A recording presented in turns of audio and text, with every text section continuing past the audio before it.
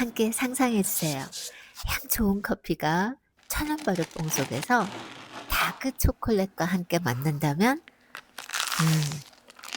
그 맛은 과연 어떨까요? 안녕하세요. 오늘도 독일 빵공원에 찾아주셨네요. 반갑습니다.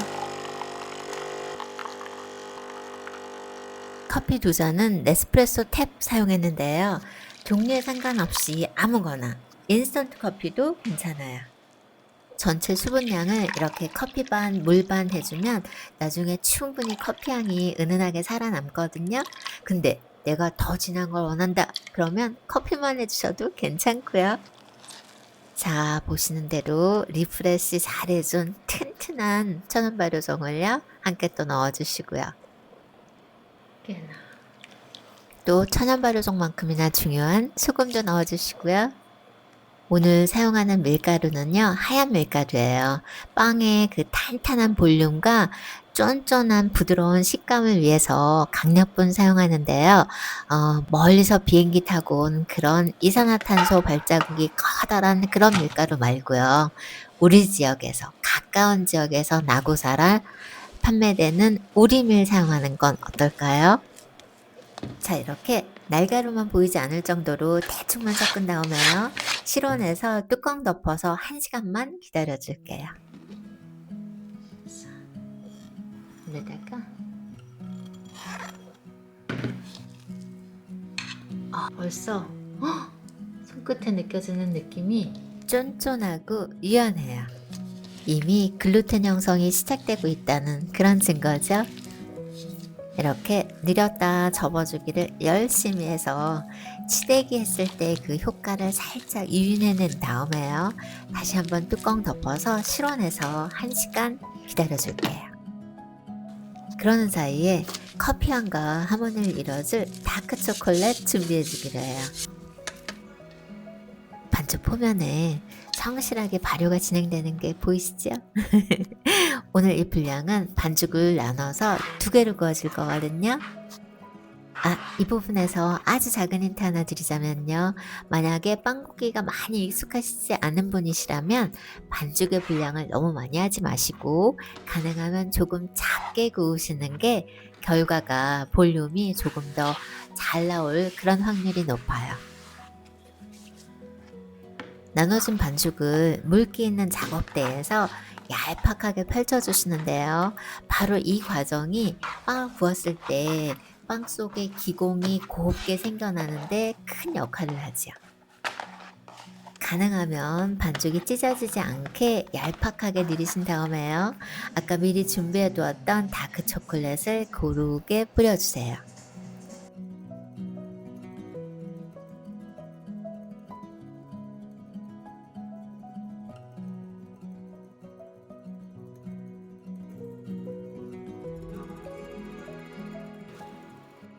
충전물 넣고 잘 접어준 다음에는요. 실온에서 30분만 기다려줬다가요. 또다시 한번 접어주길 한 후에 30분만 더 쉬어주세요.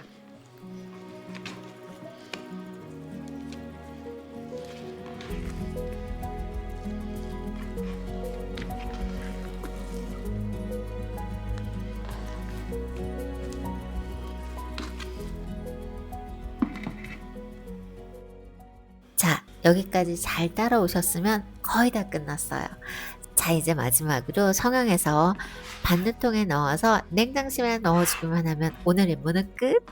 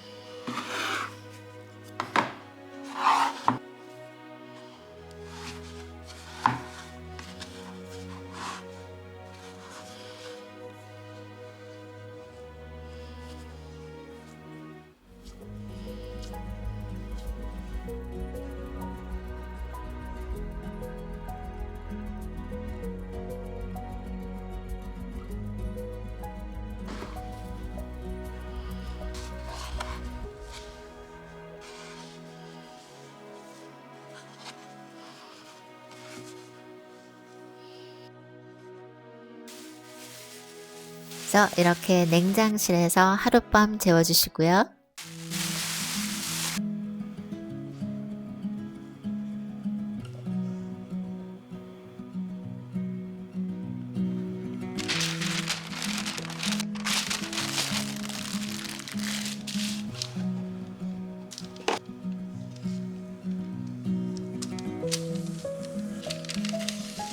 반죽에 칼집 넣을 때 이렇게 면도날을 사용하긴 하는데 사실은 주방칼 그 어떤 걸 사용하셔도 큰 차이는 없는 것 같지요?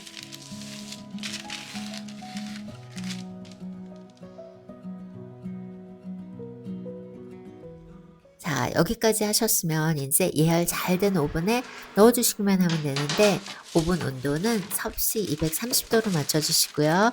40분 정도 구우시면 되는데 상황에 따라서 5분에서 10분 정도는 가감하실 수 있으니 참고해주세요. 신기하죠? 이랬던 애들이 이렇게 변해서 나오는 게. 저 집에서 직접 빵 굽는 사람들의 특권. 무슨 특권이죠? 마음대로 해도 되는 거.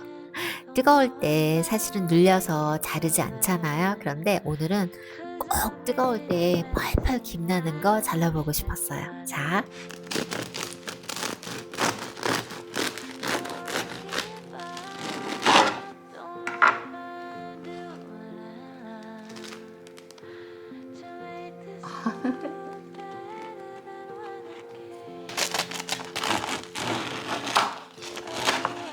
뜨거울 때 썰면 안 되는 게 이렇게 빵이 다 망가지죠. 그런데